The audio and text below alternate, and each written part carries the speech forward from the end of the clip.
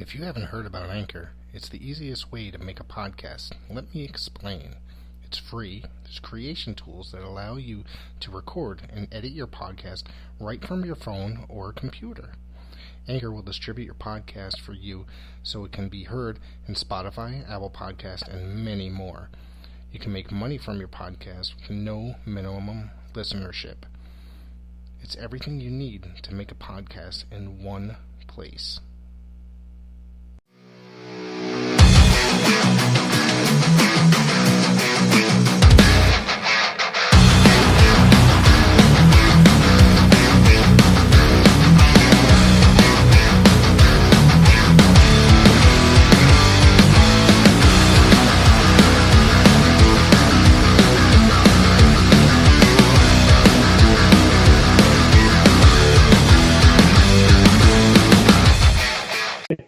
Andy, What's up, brother? How you doing, man? Just doing all I can, man. I hope you're doing good. Yeah, man. So, hope you're doing well. Right. Yeah, we're trying to stay warm tonight. You know what I mean? Yeah, it's cold down here. Yeah, you guys are. It's really cold. What's it down there? The temperature around there? What do you say, Andy? It's about It's been pretty darn cold. It was what, in the 40s today? Sure. Oh, you guys, it's been reaching 60 up here, but then the funny part about it is it's like at night it just drops down to like the 20s. It's really ridiculous up here. It's 36 degrees as we speak at 9:12 p.m. in Wilmington, North Carolina. Hey guys. We're not too far from you. Yeah, not too far. Just wait till the dead of winter. Connecticut gets really ridiculous. I'm gonna put my glasses back on. Hang on, guys. Sorry. I literally can't see with these things without these things. All right. So tell me how you got interested in the professional wrestling industry. Oh my gosh. Long time ago in the galaxy far, far away. Let's see. Yeah, I mean, I was I'm like a lot of people in the business, for the most part, I grew up admiring a lot of the greats back in the day, and I was broken to the business during a time where I was collegiate wrestling, actually, and which I kind of tried to separate the two as I can, because one side of the coin was the collegiate sports. They didn't know what to think about professional sports, more or less. So I just kind of kept separating the two. And I was broken by a lot of the NWA legends at the time. Gene Anderson, who was part of the Minnesota Wrecking Crew with Lars and Ole. Cowboy Nelson Royal, who's arguably one of the greatest junior heavyweights of his era. And the Russian Bear, Ivan Koloff. And it just so happens, excuse me, that they both had schools simultaneously across town from each other in Charlotte. So it was a really good experience, and getting to meet some of the legendary greats there that was in the area at the time, like Chief Walker McDaniel, who I got to wrestle one of my first matches, and Johnny Weaver, and oh wow, and so forth, and meeting some future MMA legends there, and got to train with like Ken Shamrock and so forth, and so many countless others. Man, it was a great. Ricky Steamboat on top of that. This is a great learning experience, and really helped pave the way for what lied ahead. Doing some of the research I was doing, and with the names that you mentioned, I had an assumption that maybe I couldn't find the actual organization that with you, but does this happen to be South Atlantic Pro? Was that South Atlantic was going on at the time, and so was another organization in the area known as ACW, which I ended up being the youngest wrestler to ever become ACW champion for their history at the time. And ACW was kind of like, Nelson Royal was kind of like handling that end, I believe, when it was around when I was there. And of course, South Atlantic was going on where Ken Shamrock was there. You know, it has Vince Torelli. Yeah. And that long ponytail back then. Right. Yeah. Paul Jones was there. Yeah. and they had like I think Manny Fernandez did a few appearances there, and I think Wahoo did at one time. But yeah, Charlotte was pretty much the mecca, man. It was just really cool, and it educated me to plumb crazy there in downtown Charlotte. That was the nightclub where all the boys would hang out. And Stan Lane, he was pretty much the king of that club. The Midnight Express, man. He was amazing. Man. They called him Stan the Man there, man. He was this amazing guy. Matter of fact, Stan Lane was the guy who put me on to the UWFI MMA pancreation group in Japan. Did Stan work there? Did Stan work for the UWF? Oh, well, he had friends there actually. Okay. All right. He put me on those guys, and the training with Dan Severn at the time, and the Gary Albright was with him, and seeing Vader was doing the deal at the time. You know what I mean? And it was amazing experience, and I learned so much from training with those guys, and I got to be friends later through with Vader through all that. And funny story. To kind of fast forward a little bit, during my time at Gorgeous George, years later, I was in Evansville, Indiana, right? And I believe it was Evansville, and they did the whole deal where Vader was going around these independent organizations, beating people up to get a shot at Hulk Hogan for the WCW title at the time. The feud, right? And match I had at the time, Vader did a run in like he did a lot of indie promotions at the time and started obliterating people. And he came over to me, and he didn't recognize who I was because I had the whole Gorgeous George get up, right? And he hit me one of those ham hock forearms in the corner, and I should have got smartened up with Sting and Shawn Michaels, when they would like cover up for his forearms at the time. But I'm thinking, and I took that one shot, man. I saw Tweety Birds, Rings of Saturn, you name it, man. It was just like a cartoon. And I knew that the other ham hock, it was coming for me. I knew if he would have hit me, it was just as hard as that first one. He would have broke my jaw. So instinct took over, man. I double-legged him, kicked him right between the legs, took him down, and I was cross-facing him. I was calling by his shoot name. He was like, "Damn it, Leon, what's the deal? Do I owe you money?" And he looks up at me, and then he recognized who I was, right? He said, "Hey, dude!" And we're both laughing on the mat, right? And I told Vader, just get me the hell out of here, man. We're both laughing. So we get out of the ring and in the back, and when the agents come up to us and said, "What the heck was that?" Yada yada, and Vader got onto him. He said, "Don't F for my boy. That's my boy from Japan, right?" And he stops and looks at both of us, and he says, "Oh," and walks away. But yeah, we could do the rewind, but that's how I got accustomed with Vader, because I used to watch a lot of Japanese matches at the time, just to be amazed for a big man how fast he can move. I mean, I saw him and Jushin Liger trade off leapfrogs, for God's sake, in Japan. It was just an amazing sight to witness. Wow. Andy, you got anything? I'd be remiss if I didn't ask how Dorothy's doing tonight. Oh, she's doing great. We bring her out. She was watching AEW Dynamite. They're having the Winter's Coming special tonight. I just how's Sparky doing? How's Sparky? Yeah. Oh, Sparky's doing great. Sparky's I'll bring Sparky up here in a minute. Sorry, my phone took a bump. That's all right. Here you go. Hey, Dorothy. Oh, there you go. Yeah. She wants to see Ambrose and Omega, man, for the title tonight. She's excited. I'm about an hour behind on the show, so I just started it. Sorry, she's got a tarantula spider on her, man. They're in the toys, man. Swear to God. But, she's representing the Bullet Click. Rick, if you don't mind, I'm not going to try to take over your interview, but could I just ask one more question since we're on the top? No?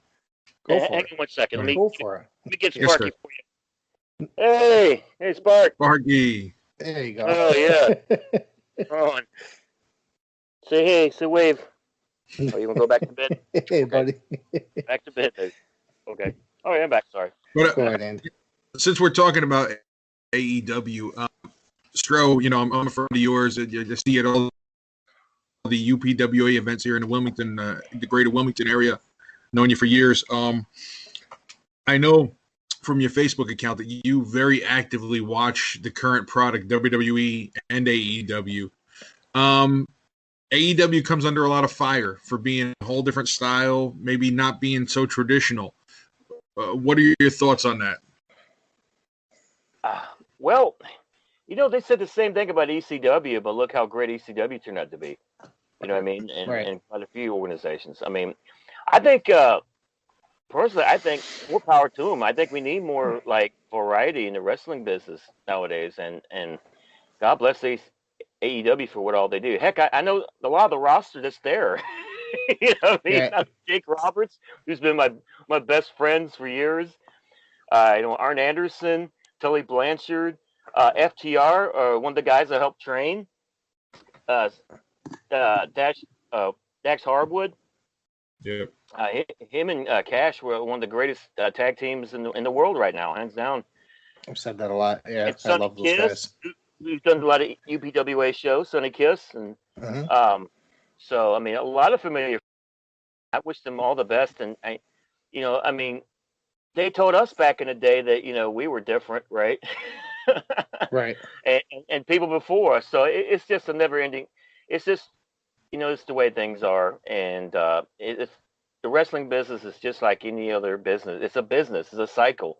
And we got to keep that cycle going, man. And God bless the great young talent that with them and NXT and everything, man. I'm really pumped for those guys and gals. One of the things I always say is that for a good 16 years, it was a really dark period of professional wrestling. There wasn't many options outside of WWE. So for AEW to come along, there's more variety, and they offer like a better alternative, like on television. Before that, people had to hunt out things such as Ring of Honor and things like that, your local indies, and sometimes it's just not that easy to come by that kind of stuff. So it's a good option to be able to watch something different on TV. It really is, and the people I've helped and give advice to over the years, like Luke Gallows, who's part of Bullet Club, right? You know what I mean? He's not in team. Carl Anderson, Sasha Banks even gave me an honorable mention a while back about when I went to wrestling school. That was really cool. And so forth. I mean, and Bobby Roode, who helped me with Canada, him, Petey Williams, myself and Sean Morley.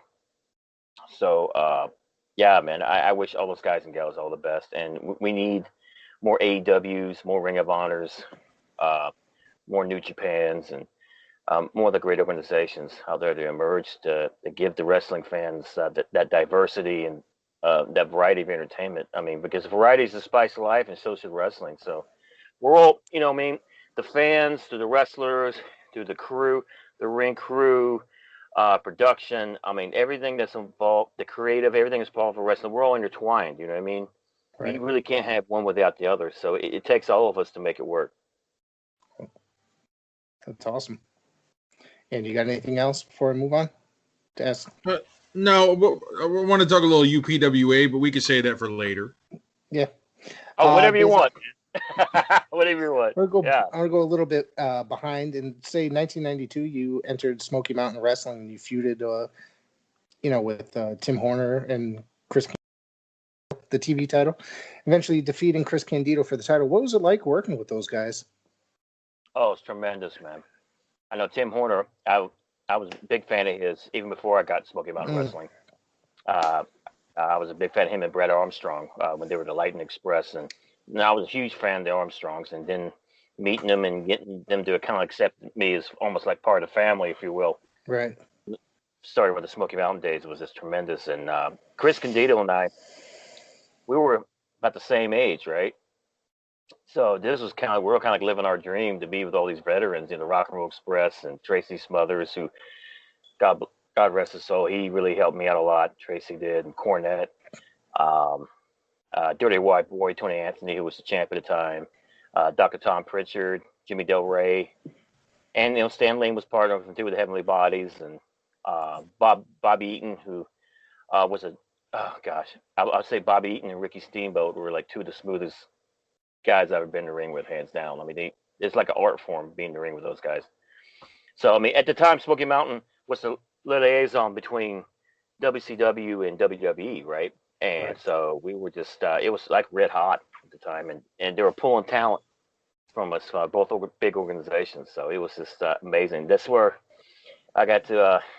I do a lot of stuff with Kevin Sullivan, which I call Uncle Kev, in which he helped me a lot through the years through Smoky Mountain, WCW, and we even did an angle for UPWA not too long, a couple of years back, where we kind of did the whole passing the torch bit in a War Games match, and what a huge honor and thrill that was. I mean, Kevin Sullivan's like an encyclopedia of wrestling. We were talking because I was watching The Legend of McDodge on the Discovery Channel, and I saw Kevin Sullivan appear, and I popped. I totally freaked out. So the next time I talked to Kev, I was like, Kev, I got to ask you a question, Uncle Kev. How did you end up on the Legend of McDodge show on the Discovery Channel? He sat back and laughed. And, Kevin likes to fish, right? He loves to fish. So he was fishing out out west in that area, like I think Washington, Oregon, that area. He was out there fishing, minding his own business. And next thing you know, he sees his wild man coming out of the woods with a camera crew following him. And he asked him if he'd like to be on the show. He's like, yeah, sure. And that's how he got on the show, right? Oh, great stuff. Rick, you okay? Rick, you all right? I'm glad my phone is the only one that's taking a bump. My phone took a bump. I don't know how that happened, but it's random. Yep, mine followed suit. At least it didn't stop recording. All right. Yeah. So, I have no idea. I might need a new tripod. So yeah, I love that ring awareness, right? Right. All right. So you moved on.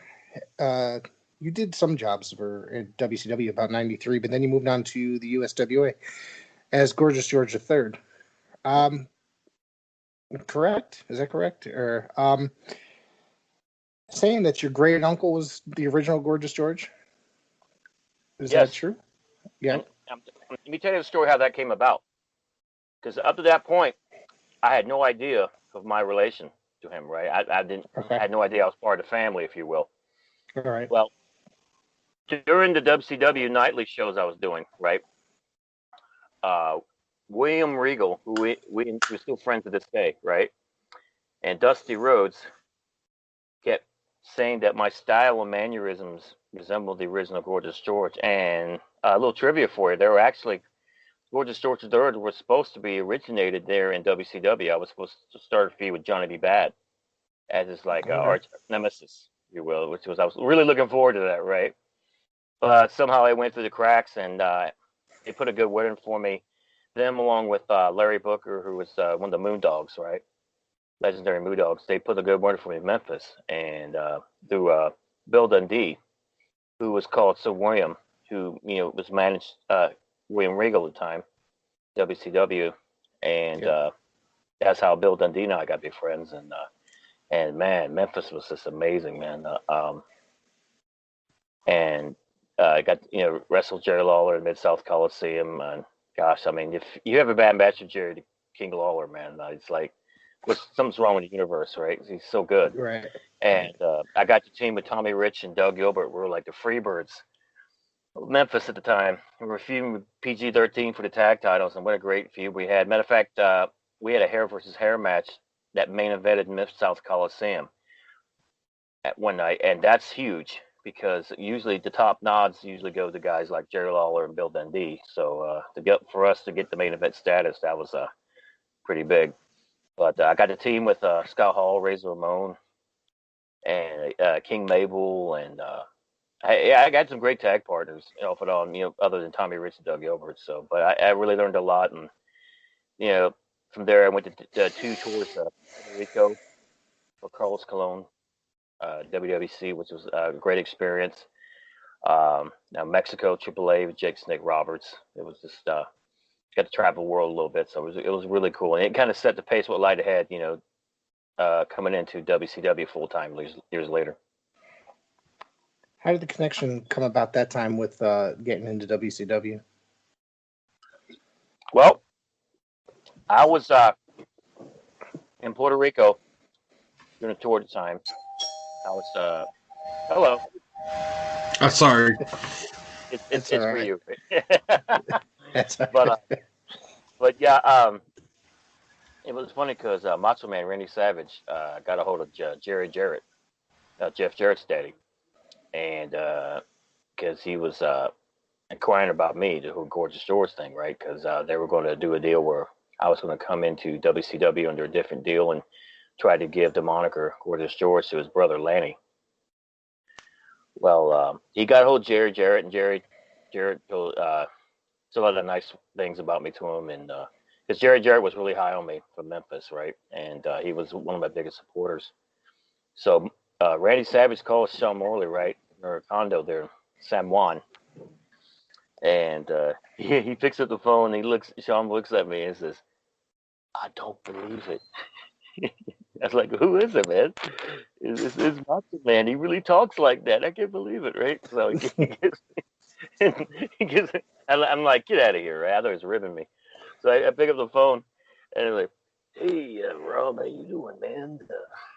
Macho Man, Randy Savage." Like, "Oh my God, how you doing?" Yeah, how you doing, Randy? So he said that him and Hogan wanted to meet me at one of the Nitros, right? And we talk with Bischoff and some, it used to be some of the guys, and give me a tryout, right? So they flew me from Puerto Rico all the way up to Virginia to do the tryout, right?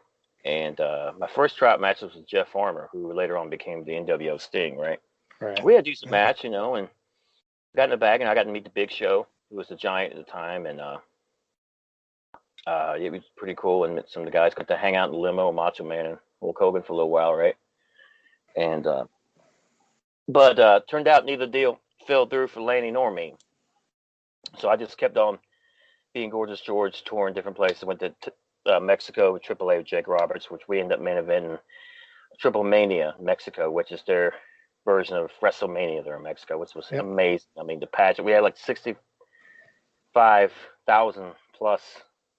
I mean, it's just like being the Tokyo Dome, you know what I mean? It was a huge deal. They had like ballets for each gimmick that we had. And they had a lady dressed up in the same color robe I had on with Gorgeous George. They had a guy who was my manager. He kind of looked like Elton John, if you will.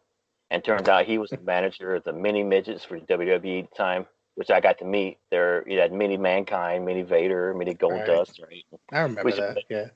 We used to play hide and go seek on the plane, flying from place to place. It was awesome, right? So, I after the tour Mexico, I was Texas doing some wrestling shows with Jake, right? And we got to work with some of the old school world class guys like Black Bart, Wild Bill Irwin, Skando Akbar, and Devon Eriks. That was really cool. And so I called after a while. I called up, WCW, right? And they were like, "Yeah, we want to give you another shot. Another tryout, right?" And because I guess Macho Man was throwing the good word in for me, so because him and Hogan were like two of my biggest supporters, man. They did a lot for me, and to this day, I'm forever grateful. So I went to the second tryout match, right? They flew me out to Texas, and I had this one was with Chavo Guerrero Jr. And I couldn't be any happier. Oh my God, because I had so much like love and respect for the Guerrero family, and we had a phenomenal match. It was so good. And afterwards, I remember Dallas Page, DDP, see the boys comes up to us and, "Man, God, you guys, man, that was like looked at me and said, dude, that's like light years better than my first tryout match." Which my first tryout match wasn't bad, but with Chavo it was just amazing. And and then you had all the agents come up to us and give us all these different stories. Like, "Yeah, it was good. We could have done this or could have done that." You don't know which one to believe, right? Yeah, right. Well, I always listen to what my grandpa always told me years ago. Is always know who the boss is, right? Mm-hmm. Well, Eric Bischoff walks in, right?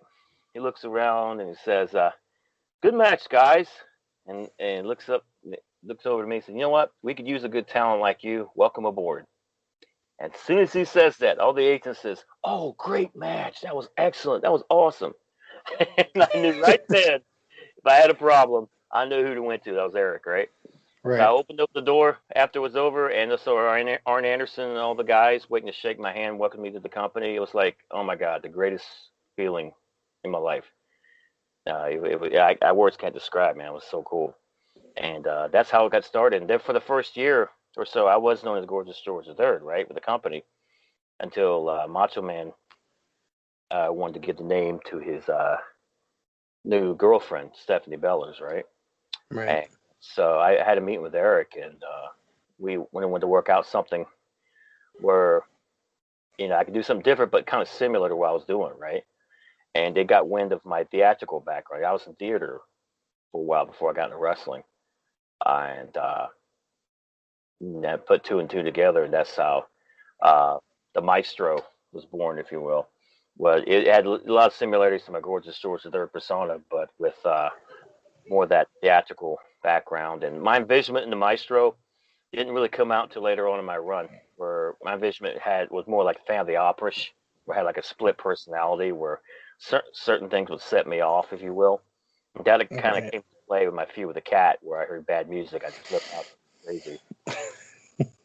But the cat was amazing. Oh my God, we had so much fun. And in our feud, right? He wasn't really sure how to put it together, and we got to talking. I was like, dude, just do your thing, man. I mean, you do your karate, which he is legit 3-time karate champ, man. I mean, he is. Yep. That dude's legit for sure. And just do your karate, I'll do my wrestling, man, and we'll just roll with it. And have some fun. And we did. It was great, man. And he was so entertaining. And I was like the one guy there in the company that made him a babyface, because otherwise he was a heel. I remember Terry Taylor coming up to him with the agents in the back. Terry's like, which Terry really looked out for us a lot. Terry was really great, giving the young guys opportunities and everything. And he comes up and says, Ernest, man, Maestro has turned you into a baby face. And Ernest's like, I'll be damned, right?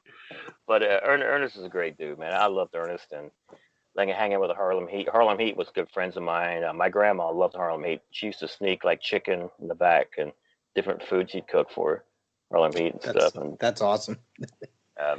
And Ric Flair was great, man. He looked out for us, because he gave us deals to Marriott's, because we stayed in the Marriott's a lot. And, right. Yeah, it was a good time hanging in. Gene Oakland and Bobby Heenan was the best too, because it was nonstop entertainment with Gene and Bobby around. I love those guys. When did you leave WCW? See.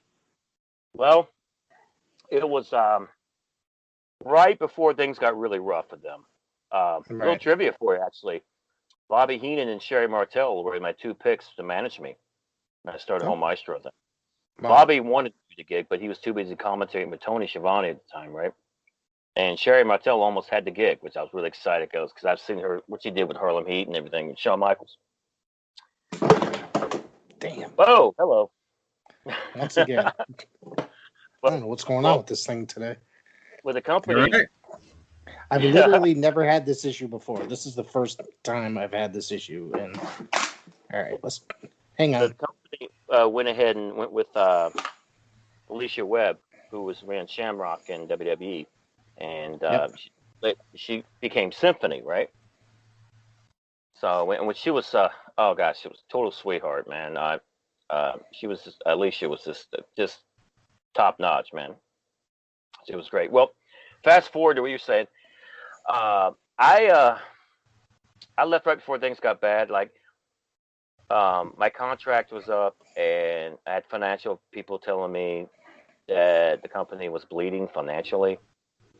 And when it came time, I was going to try to pursue renewing, but when I heard all that was going on and rumors of thousands of WCW merchandise in a landfill somewhere that was never sold, can give you a general idea of how that goes. But I remember going seeing some of my friends of mine at WCW Nitro like a few months later, and it was really bad because they were doing like Nitro and Thunders in the same night, and they were working poor Lance Storm to death, right? Yeah. And Rick was just, Flair was just, oh my God. Because I remember in the back talking to Rick, right? And Elliot Murnick, the local promoter guys who walked in to see Rick, and he had some house show figures to give Rick, and Rick went to thumbing through those figures, right? And Rick was shaking his head going, my God, what they're doing. So I know that wasn't a good sign, right? Yeah.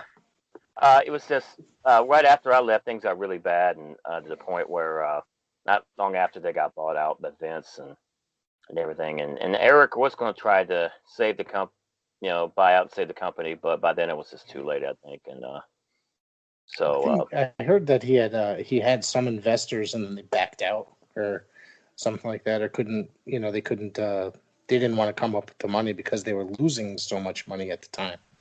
right, So yeah, they didn't even want to bother. Yeah. yeah, it was just a downward spiral, And then I tried to get into ECW, and then ECW folded. So it's like a domino effect, you know what I mean?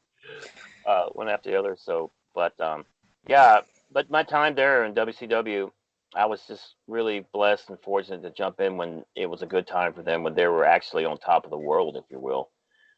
And Yeah. I'll always cherish that.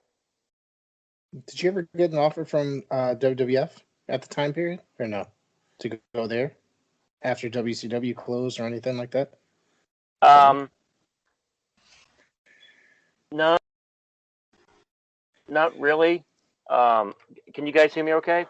Yes. Yeah, I could hear you. Yeah. Andy, you there? Okay, good. Just going to make sure. All right, I'm back. Sorry. That's all right. Yeah. No, honestly, it's so weird because I'll hear from those guys every now and then, but nothing's been on the table about as of now about doing anything with them.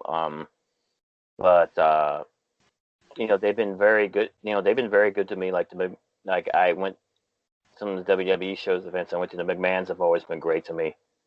Matter of fact, they thanked me a while back, years back, when I helped the grandmother that lived here where I lived out near Jacksonville. She was moving up to Connecticut to be with the family, right? And I bought some furniture off of her there, and then I remember Stephanie and Linda thanking me for looking out, helping out, with that. So, but yeah, Vince and all those guys, and Hunter, I've known Hunter for a while, and Triple H, he's always been cool. I knew him back. Matter of fact, I got to be friends with him and Regal at the same time back when we were on WCW together when he was doing the old terrorizing John Paul Levesque thing, right? So. Yep. Mm-hmm. But yeah, they've always treated me good. I mean, and they've given me honorable mentions with their network and everything, which I'm more than appreciative for that. It's just nothing's been on the table about doing anything full time. But I still don't rule it out because this crazy world and business, anything could happen. So I'll never say never. Right. Andy, you got anything? You there? Yes, Professor. Can you hear me? I could hear you, sir. Okay, Stro. So with all that being said, and Rick and I were talking about you the last couple of days and your history and your all your all the work you've done over the years. Also knowing a lot of guys in the North Carolina scene. I know Casey McKnight. We talked about him earlier. Dax Harwood, Zane and Dave Dawson. All these guys look up to you. You were very instrumental in all their careers, and that's just a few of the many. Have you ever been offered, or have you ever thought about trying to get an agent job, say with AEW or NXT or anything like that? Oh yeah, I'm pretty open to anything, honestly, at this point. Because I just love being part of the business, and wrestling will always be in my blood. I do a lot of acting these days, everything with television series and different films and all that. But and a bunch of other stuff. But wrestling will always be in my blood, man. I always will since to the very end. So yeah, anything I can contribute to help, especially to help other people in the business, all my brothers and sisters, and help keep it, help with the industry and as a whole. So I'm all about doing what all I can. So always keep the options open. And speaking of your film career, anything new and exciting going on in that world? Oh my gosh, it's been popping, man. I'm currently in the Dust series right now, which is on Avail TV. It stars the Chief, who's like the Grim Reaper. was a series. It's got different characters like vampires, werewolves, witches, celestials, all kinds of supernatural phenomena. And you can check it out on Avail TV, and they got your YouTube channel too. You can watch the series. So far, we got 3 seasons. They're up now, and we're gonna be on set soon for a 4th season. Um, just look for Dusk series, DUSK series. That I'm gonna be on set soon for a Harlequin origin story called The Devil's Daughter, which I'll be starring as Dr. Jeremy Arkham. And all the Batman fans out there pretty much know. I feel who Dr. Arkham is, right? Very instrumental in the Batman saga. And you'll see a lot of Batman Easter eggs and characters in this series. So, for more updates of that, just go to facebook.com/Real Devil's Daughter for more info. And I just completed a horror movie right before everything got started this year. That'll be out next year, I believe, called Stench of Iniquity, which I'll be starring as an ancient vampire named Abba in the film. And for more updates on that one, go to facebook.com/Stench of Iniquity, just like it sounds all together. And I just got upset, actually. I'm going to be doing an appearance for a Stars series on the Stars channel called Hightown. Cool. Okay. And which I'll be in the episode coming up with Louise Guzman coming up for Hightown. So be looking out for me for an appearance on the Hightown series on the Stars channel. And it was great working with Louise Guzman. I mean, he was such a comical guy, man. He's such a great dude, man. It was really an honor to work with him. So, but yeah, and I got a possible pilot and a miniseries in the works as well. So I'll keep you guys informed of that. And I've been doing my weekly horror and sci-fi show on my Facebook every Friday night at midnight. Facebook.com/Stro the Maestro. And it's called the Stro Zone, in which I feature different horror and sci-fi flicks from back in the day to the newer audience so they can be aware of them as well. So, and tonight, this coming Friday night's feature is going to be a double feature, actually. One with Billy the Kid versus Dracula, and Jesse James meets Frankenstein starter. So both of those should be a lot of fun. Very cool. Very cool. So like the classic horror host type gimmick type thing. Oh yeah. You know, I'm a huge fan. That's huge fan of the old school horror and sci-fi genre, man. And that's same, how same that's here, how Papa Stro. like You know what I mean? That's how pretty much Yeah. Papa Stro came to be, right? You know what I mean? It's the love for the old school classics, and just stuck with me. Right. What do you think what's the best era for that type of genre? The horror and sci-fi genre. Personal. Yeah. What's your personal opinion on what do you think is the greatest era for that type of that genre? Oh, well, I mean, there's been some great ones through the years, hands down. Personally, I've always been a fan of the more the psychological horror more than the gore, because the gore pretty much puts it out there, right? Whereas the psychological horror, it makes you think what could be, without giving it away. You know what I mean? It leaves it a lot to your imagination, more or less. And I love films like that. I love reading books like that. It always keeps you guessing, keeps you on your toes. So those are always fascinating. Cool. Like so when I grow up, people... I want to be the tall man from Phantasm. I want to be as cool as that guy, man. You know what I mean? I did meet him about 20 some odd years ago in New Jersey at a convention. So he was a rather nice gentleman. So, that's awesome. Yeah, and I'm going probably has to be 25 years ago. He's been dead a while now. So. Oh man, I love those flicks with him in it, man. Yeah. Yeah, I think I'm just a huge 80s horror fan. I think that was like the greatest era, personally. Yeah. But lots of great slashers and stuff. Cool all around. If I could take a time machine and go back to the 80s, I'd hang out. So totally. I think we all would. So. All right, Andy, you got anything else before we wrap it up? Yeah, just real quick. So we got the current with Stro's acting gigs. Now let's talk about pro wrestling. I know you have been that's right. You've been in the UPWA here in Wilmington, North Carolina for a few years now. You've You've held every title possible. You've beaten Eric Young. You've beaten Mason Ryan. You've beaten Mike Orlando. You've beaten everybody who's come along. If I'm not mistaken, I think Victor Andrews is the heavyweight champion now. Are you planning to challenge him for that title? Anytime, anywhere, any place, man. I've loved the UPWA. I love the UPWA fans. I love the great wrestlers that are in it. I know LA Tank. We've always had that love-hate relationship, but Tanky. Yeah, man, I love Tanky, man. Tanky's awesome. So yeah. Anytime, any place, man. I'd love the UPWA. Great people there. UPWA has always treated me well, man, and much love to everyone in UPWA. So never say never, man. All right. All right. Thank you very much for joining us. Have a great night. Thank you for having me. Thank you.